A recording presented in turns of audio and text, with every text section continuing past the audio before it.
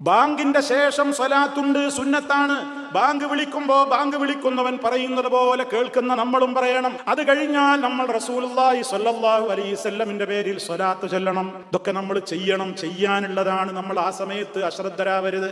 Bank കേൾക്കുമ്പോൾ എല്ലാവരും മൗനം പാലിച്ച് അതിന്റെ മറുപടി പറയണം. കഴിഞ്ഞ അള്ളാന്റെ റസൂലിന്റെ പേരിൽ സ്വലാത്ത് ചൊല്ലണം. ചുരുങ്ങിയ സ്വലാത്തോ അല്ലെങ്കിൽ ഇബ്രാഹിമിയ സ്വലാത്തോ നമുക്ക് ചൊല്ലിയാൽ ഏറ്റവും നല്ലത്.